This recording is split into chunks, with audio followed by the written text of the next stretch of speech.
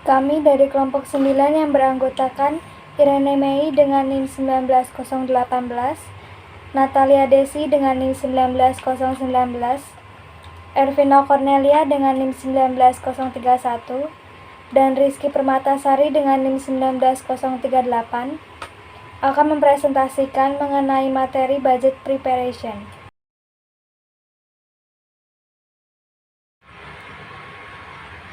Hakikat anggaran. Anggaran adalah alat penting untuk perencanaan dan pengendalian jangka pendek yang efektif dalam organisasi. Suatu anggaran biasanya mencakup waktu 1 tahun dan menyatakan pendapatan dan beban yang direncanakan untuk tahun tersebut. Ada beberapa karakteristik anggaran. Yang pertama, anggaran mengestimasi potensi laba dari unit bisnis. Yang kedua, dinyatakan dalam istilah moneter, walaupun jumlah moneter mungkin didukung dengan jumlah non-moneter, contohnya unit yang terjual atau yang diproduksi. Yang ketiga, mencakup jangka waktu 1 tahun. Dalam bisnis-bisnis yang sangat dipengaruhi oleh faktor-faktor musiman, mungkin ada 2 anggaran per tahun. Misalnya perusahaan busana biasanya memiliki anggaran musim gugur dan anggaran musim semi. Yang keempat, merupakan komitmen manajemen. Manajer setuju untuk menerima tanggung jawab atas pencapaian tujuan-tujuan anggaran. Yang kelima, usulan anggaran ditinjau dan disetujui oleh pejabat yang lebih tinggi wewenangnya dari pembuat anggaran. Yang keenam, hanya dapat diubah dalam kondisi tertentu. Yang ketujuh, secara berkala, kinerja keuangan aktual dibandingkan dengan anggaran dan varians akan dianalisis dan dijelaskan. Proses penyusunan anggaran harus dibedakan menjadi 2, yaitu perencanaan strategis dan prediksi. Selanjutnya adalah hubungan dengan perencanaan strategis. Perencanaan strategi adalah proses untuk memutuskan hakikat dan ukuran dari beberapa program yang harus dijalankan guna mengimplementasikan berbagai strategi organisasi. Terdapat beberapa perbedaan antara perencanaan strategis dan penganggaran. Dalam perencanaan strategis, proses perencanaannya fokus pada aktivitas-aktivitas yang mencakup periode beberapa tahun. Sedangkan penganggaran, proses penyusunannya fokus pada 1 tahun. Dalam perencanaan strategis, penyusunannya mendahului penyusunan anggaran dan menyediakan kerangka kerja yang dalam anggaran tahunan dikembangkan. Sedangkan penganggaran merupakan potongan 1 tahun dari rencana strategis organisasi. Perencanaan strategis terstruktur berdasarkan lini produk atau program lain. Penganggaran terstruktur berdasarkan pusat tanggung jawab. Selanjutnya, perbedaan dengan prediksi. Suatu anggaran berbeda dengan suatu prediksi, di mana suatu anggaran merupakan suatu rencana manajemen yang akan membuat kegiatan nyata sesuai dengan rencana.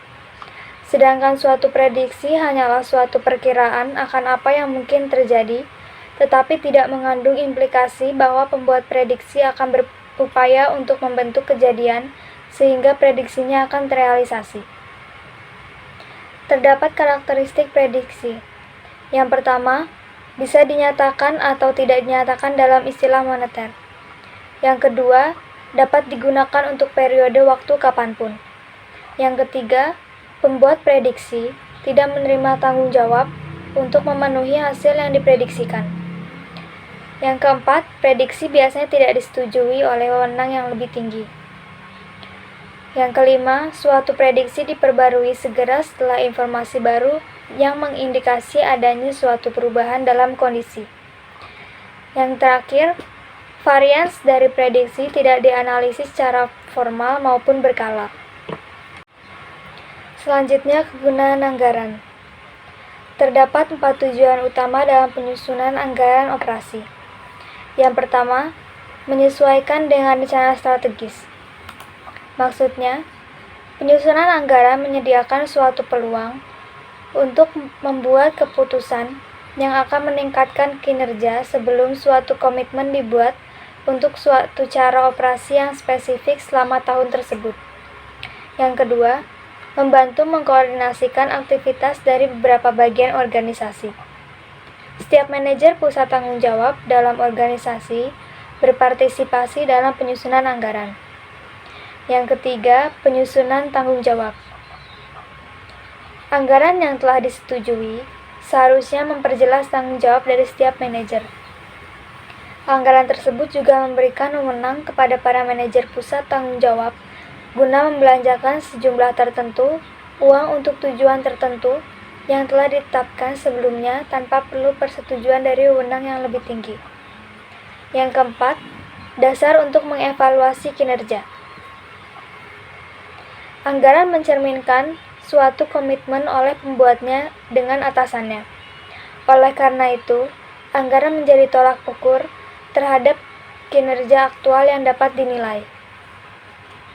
Selanjutnya, isi dari anggaran operasi dapat dilihat pada gambar tampilan 9.1, yaitu tipe perencanaan dan lainnya, memperlihatkan isi dari anggaran operasi yang umum dan membeda-bedakannya dengan jenis lain dari dokumen perencanaan, seperti rencana strategis dan anggaran modal, anggaran kas, dan anggaran neraca.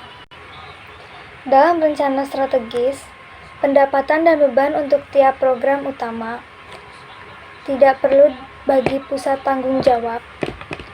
Rincian tidak sebanyak seperti dalam anggaran operasi, lebih banyak beban yang bersifat variabel, periodenya untuk beberapa tahun, dan jumlah totalnya sama dengan anggaran operasi. Pada anggaran operasi, digunakan untuk organisasi secara keseluruhan dan untuk tiap unit bisnis. Diklasifikasikan berdasarkan pusat tanggung jawab. Umumnya meliputi pendapatan, biaya produksi dan penjualan, beban pemasaran, beban logistik, umum dan administratif, penelitian dan pengembangan, pajak penghasilan, dan laba bersih. Terdapat beban yang bersifat fleksibel, diskresioner, dan komitmen. Digunakan untuk waktu 1 tahun yang dibagi per bulan atau per kuartal. Jumlah totalnya sama dengan rencana strategis, kecuali jika terdapat revisi dalam anggaran operasi. Dalam anggaran modal, masing-masing proyek modal yang utama didaftarkan secara terpisah, dan total pengeluaran proyek per kuartal. Selanjutnya adalah kategori anggaran operasi. Ringkasan anggaran operasi biasanya berisi rincian dari unit bisnis, penelitian dan pengembangan, serta beban umum dan administratif. Kategori yang pertama adalah anggaran pendapatan. Anggaran pendapatan berisi proyeksi penjualan unit dikalikan dengan harga jual yang diperkirakan. Anggaran pendapatan merupakan elemen paling penting dari anggaran laba, dan elemen yang dipengaruhi oleh ketidakpastian paling besar. Tingkat ketidakpastian berbeda antar perusahaan, dan dalam perusahaan yang sama, tingkat ketidakpastian adalah berbeda pada waktu yang berbeda. Kategori yang kedua adalah anggaran biaya produksi dan biaya penjualan. Biaya bahan baku dan tenaga kerja standar untuk tingkat volume yang direncanakan dari bauran standar atas produk akan ditampilkan dalam anggaran. Dalam anggaran biaya produksi dan biaya penjualan, manajer produksi akan membuat rencana untuk memperoleh kuantitas bahan baku dan tenaga kerja, dan mereka mungkin menyusun anggaran pembelian untuk barang-barang yang waktu pengirimannya atau waktu tunggunya lama. Yang ketiga ada beban pemasaran. Beban pemasaran adalah beban yang dikeluarkan untuk memperoleh penjualan. Sebagian besar dari jumlah yang tercantum dalam anggaran mungkin telah dikomitmenkan sebelum tahun tersebut dimulai. Jika anggaran tersebut adalah suatu organisasi penjualan yang terdiri dari sejumlah tertentu, kantor penjualan dengan jumlah pegawai tertentu, maka rencana-rencana untuk membuka atau menutup kantor penjualan dan untuk merekrut maupun melatih pegawai baru haruslah direncanakan jauh sebelum dimulainya tahun anggaran yang bersangkutan. Adapun beban logistik yang biasanya dilaporkan secara terpisah dari beban untuk mendapatkan pesanan. Beban-beban tersebut mencakup entry pesanan, pergudangan dan pengambilan pesanan, transportasi ke konsumen, serta penagihan utang. Lalu, beban umum dan administratif. Beban-beban ini merupakan beban dari unit-unit staf, baik di kantor pusat maupun unit bisnis. Dalam penyusunan anggaran, banyak perhatian diberikan dalam beban umum dan administrasi. Hal ini dikarenakan beban umum dan administrasi merupakan biaya kebijakan, maka jumlah yang tepat untuk diotorisasikan sering diperdebatkan. Yang kelima, ada beban penelitian dan pengembangan. Terdapat dua pendekatan yang digunakan dalam anggaran penelitian dan pengembangan. Pendekatan pertama menggunakan jumlah total merupakan fokusnya. Pendekatan yang kedua adalah dengan mengagregasikan rencana pengeluaran dari setiap proyek yang disetujui, ditambah cadangan untuk pekerjaan yang mungkin akan dilaksanakan walaupun saat ini belum teridentifikasi. Kategori yang keenam adalah pajak penghasilan. Kategori pajak penghasilan tidak banyak digunakan dalam penyusunan anggaran unit bisnis. Hal ini dikarenakan kebijakan pajak penghasilan ditetapkan di kantor pusat. Anggaran-anggaran lain. Yang pertama, yaitu anggaran modal. Anggaran modal menyatakan proyek-proyek modal yang telah disetujui, ditambah jumlah sekaligus untuk proyek-proyek kecil yang tidak memerlukan persetujuan tingkat yang lebih tinggi. Anggaran ini biasanya disusun secara terpisah dari anggaran operasi dan oleh orang yang berbeda. Selama tahun tersebut, usulan pengeluaran modal dipertimbangkan di berbagai tingkatan dalam organisasi dan beberapa di antaranya akhirnya disetujui. Ini merupakan bagian dari proses perencanaan strategi.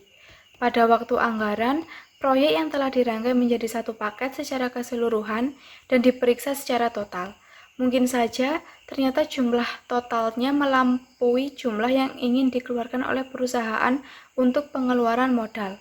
Jika demikian halnya, maka beberapa proyek dihapus dari anggaran, beberapa lagi dikurangi ukurannya, dan lainnya ditunda. Untuk proyek yang masih dipertahankan, suatu estimasi kas yang akan dikeluarkan setiap kuartalnya disusun. Hal ini penting untuk laporan arus kas. Yang kedua, yaitu anggaran neraca. Anggaran neraca menunjukkan implikasi neraca dari keputusan yang tercakup dalam anggaran operasi maupun anggaran modal. Secara keseluruhan, anggaran neraca bukanlah alat pengendalian manajemen, namun beberapa bagiannya memang bermanfaat untuk pengendalian. Manajer operasi yang dapat mempengaruhi tingkat persediaan, piutang usaha, ataupun utang usaha seringkali dianggap bertanggung jawab atas tingkat dari pos-pos tersebut. Yang ketiga, yaitu anggaran laporan arus kas. Anggaran laporan arus kas menunjukkan berapa banyak uang yang dibutuhkan selama tahun tersebut yang akan dipasok oleh laba ditahan dan berapa banyak jika ada yang harus diperoleh dari pinjaman atau dari sumber-sumber luar lainnya. Hal ini tentunya penting untuk perencanaan keuangan. Sebagaimana diindikasikan oleh namanya, laporan arus kas menunjukkan arus kas masuk dan keluar selama tahun itu. Biasanya dibuat per kuartal. Selain itu, bendaharawan memerlukan estimasi atas kebutuhan kas bulanan sebagai dasar untuk merencanakan jenis kredit dan pinjaman jangka pendek.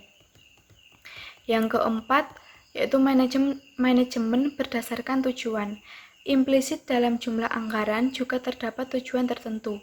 Misalnya membuka kantor penjualan baru, memperkenalkan lini produk baru, melatih kembali pegawai memasang sistem komputer baru, dan seterusnya. Beberapa perusahaan membuat sasarannya menjadi eksplisit. Proses melaksanakan hal tersebut disebut sebagai manajemen berdasarkan tujuan dalam literatur. Tujuan dari setiap pusat tanggung jawab dinyatakan dalam istilah kuantitatif dengan jumlah yang dianggarkan, diterima oleh manajer pusat tanggung jawab. Jika tujuan dan keuangan dapat dinyatakan dalam angka, maka tujuan tersebut dapat berguna untuk memotivasi manajer dalam menilai kinerja mereka. Sayangnya, beberapa sistem manajemen berdasarkan tujuan dipisahkan dari proses penyusunan anggaran. Hal ini disebabkan karena MBO pada awalnya diusulkan oleh penulis buku teks atau artikel di bidang personalia, sedangkan anggaran keuangan merupakan bidang dari buku teks akuntansi manajemen. Proses penyusunan anggaran. Yang pertama yaitu organisasi. Departemen anggaran secara umum melapor kepada controller korporat menangani arus informasi dari sistem pengendalian anggaran. Departemen anggaran melakukan beberapa fungsi berikut: menerbitkan prosedur dan formulir untuk penyusunan anggaran, mengkoordinasikan dan menerbitkan setiap tahunnya asumsi dasar tingkat korporat yang akan menjadi dasar untuk anggaran, memastikan bahwa informasi disampaikan dengan semestinya antara unit organisasi yang saling terkait, memberikan bantuan bagi pembuat anggaran dalam penyusunan anggaran, menganalisis anggaran yang diajukan dalam memberikan rekomendasi pada pembuat anggaran dan manajer senior, menangani proses pembuatan revisi anggaran selama tahun tersebut, mengkoordinasikan pekerjaan dari departemen anggaran yang lebih rendah, dan terakhir, menganalisis kinerja yang dilaporkan terhadap anggaran, menginterpretasikan hasilnya, dan membuat laporan ringkasan untuk manajemen senior. Yang kedua, yaitu komite anggaran.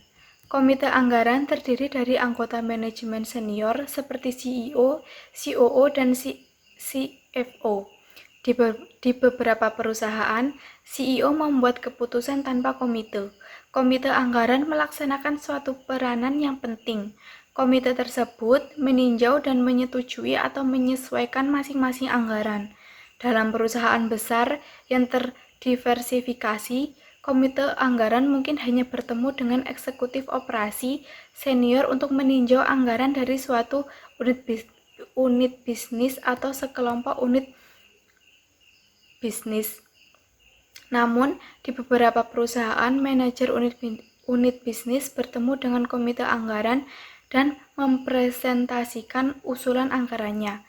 Biasanya, komite anggaran harus menyetujui revisi anggaran besar yang dibuat selama tahun tersebut. Yang ketiga, yaitu penerbitan pedoman. Langkah pertama dalam proses penyusunan anggaran adalah mengembangkan pedoman yang mengatur penyusunan anggaran untuk disebarkan kepada semua manajer. Pedoman ini dinyatakan secara implisit dalam rencana strategis dan dimodifikasi sesuai dengan perkembangan yang telah terjadi semenjak disetujui, khususnya kinerja perusahaan sampai tanggal tersebut dan prediksi terakhir. Semua pusat tanggung jawab harus mengikuti pedoman seperti asumsi inflasi secara umum dan inflasi untuk pos-pos tertentu seperti upah, misalnya kebijakan korporat tentang berapa banyak pegawai yang dapat dipromosikan, atau kompensasi di tiap tingkat upah dan gaji, termasuk tunjangan dan kemungkinan untuk membekukan perekrutan. Pedoman lainnya adalah spesifikasi untuk pusat tanggung jawab tertentu. Dalam hal ini, staf anggaran mengembangkan pedoman dan manajemen senior menyetujuinya. Staf juga mengembangkan jadwal untuk langkah-langkah dalam proses penyusunan anggaran. Departemen anggaran kemudian menyebarkan bahan ini ke seluruh organisasi. Yang keempat, yaitu usulan awal anggaran. Dengan menggunakan pedoman tersebut, manajer pusat tanggung jawab dibantu dengan para stafnya mengembangkan permintaan anggaran. Karena sebagian besar pusat tanggung jawab akan memulai tahun anggaran dengan fasilitas, pegawai, dan sumber daya lainnya yang sama seperti yang mereka miliki saat ini. Maka, anggaran ini didasarkan pada tingkat yang ada, yang kemudian dimodifikasi sesuai dengan pedoman. Perubahan dari tingkat kinerja saat ini dapat diklasifikasikan sebagai yang pertama, perubahan dalam kekuatan eksternal, dan yang kedua, perubahan dalam kebijakan dan praktik internal. Yang kelima, yaitu negosiasi. Pembuatan anggaran mendiskusikan usaha anggaran dengan atasannya. Ini merupakan inti dari proses tersebut. Atasan cenderung untuk menilai validitas dari tiap penyesuaian. Biasanya, pertimbangan yang memengaruhi adalah bahwa kinerja di tahun anggaran sebaiknya merupakan perbaikan dari kinerja tahun berjalan. Atasan tersebut menyadari bahwa ia akan menjadi pembuat anggaran di tingkat berikutnya dari proses anggaran, dan oleh karena itu harus siap untuk mempertahankan anggaran yang pada akhirnya disetujui. Yang keenam yaitu kelonggaran.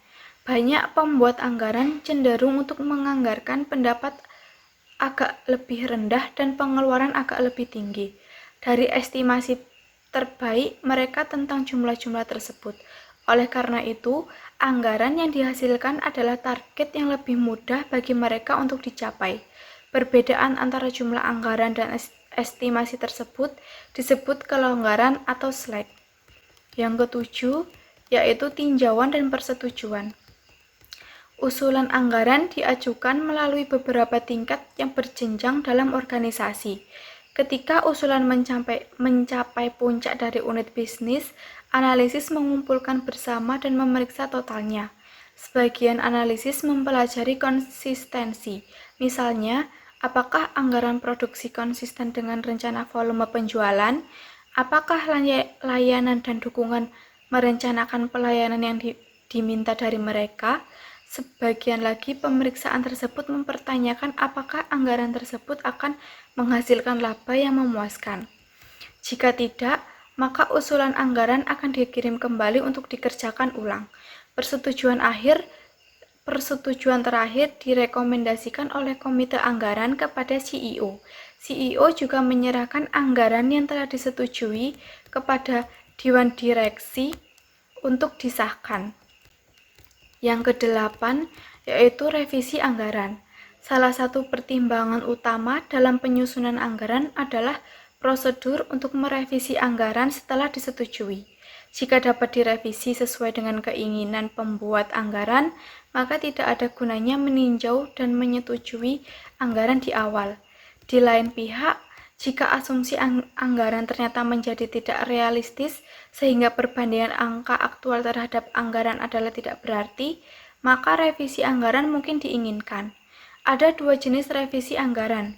Yang pertama, prosedur yang memungkinkan pemutakhiran anggaran secara sistematis, dan yang kedua, prosedur yang memungkinkan adanya revisi dalam keadaan tertentu. Revisi anggaran harus dinilai berdasarkan perubahan kondisi yang signifikan dari yang ada ketika anggaran asli disetujui. Dan yang terakhir yaitu anggaran kontingensi. Beberapa perusahaan secara rutin menyusun anggaran kontingensi yang mengidentifikasikan tindakan-tindakan manajemen yang akan diambil.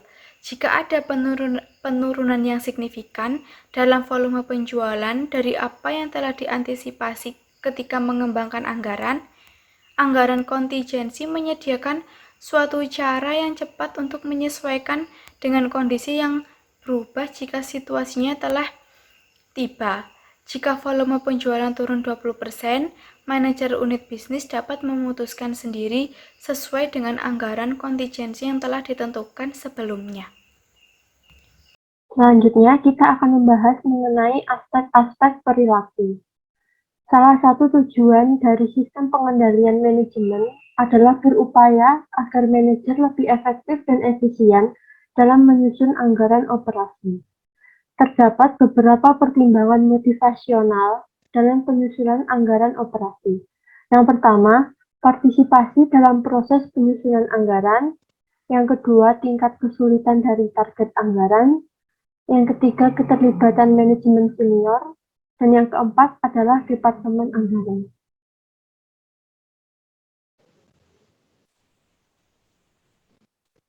Yang pertama, kita akan membahas mengenai partisipasi dalam proses penyusunan anggaran. Proses anggaran bisa bersifat dari atas ke bawah atau dari bawah ke atas. Dengan penyusunan anggaran dari atas ke bawah, manajemen senior menetapkan anggaran bagi tingkat yang lebih rendah. Dengan penyusunan anggaran dari bawah ke atas, Manajer yang lebih rendah berpartisipasi dalam menentukan besarnya anggaran. Namun, pendekatan dari atas ke bawah jarang berhasil. Pendekatan tersebut mengarah kepada kurangnya komitmen dari sisi pembuat anggaran, dan hal ini membahayakan keberhasilan suatu rencana. Penyusunan dari bawah ke atas kemungkinan besar akan menciptakan komitmen untuk mencapai tujuan anggaran. Namun, jika tidak dikendalikan dengan hati-hati, pendekatan ini dapat menghasilkan jumlah yang tidak sesuai dengan tujuan keseluruhan dari perusahaan. Proses penyusunan anggaran yang efektif adalah dengan menggabungkan kedua pendekatan tersebut. Pembuat anggaran mempersiapkan draft pertama anggaran untuk bidang tanggung jawab mereka, atau hal ini termasuk dalam pendekatan dari bawah ke atas. Namun, mereka melakukan hal tersebut dengan didasari pedoman yang ditetapkan di tingkat yang lebih tinggi, atau hal ini bisa termasuk pendekatan dari atas ke bawah. Dalam penelitian, dikatakan bahwa partisipasi anggaran mempunyai dampak positif terhadap motivasi manajerial. Hal ini disebabkan oleh dua alasan. Yang pertama, kemungkinan ada penerimaan yang lebih besar atas cita-cita anggaran jika anggaran dipandang berada dalam kendali pribadi manajer dibandingkan bila dipaksakan secara eksternal. Yang kedua, hasil penyusunan anggaran partisipatif adalah pertukaran informasi yang efektif. Besar anggaran yang telah disetujui merupakan hasil dari keahlian dan pengetahuan pribadi dari pembuat anggaran yang paling dekat dengan lingkungan produk atau pasar. Selebihnya, pembuat anggaran mempunyai pemahaman yang lebih jelas tentang pekerjaan mereka melalui interaksi dengan atasan dalam fase persetujuan. Penyusunan anggaran partisipatif sangat menguntungkan pusat tanggung jawab yang beroperasi dalam lingkungan yang dinamis dan tidak pasti. Karena manajer yang bertanggung jawab kemungkinan besar memiliki informasi terbaik tentang variabel yang mempengaruhi pendapatan dan beban mereka.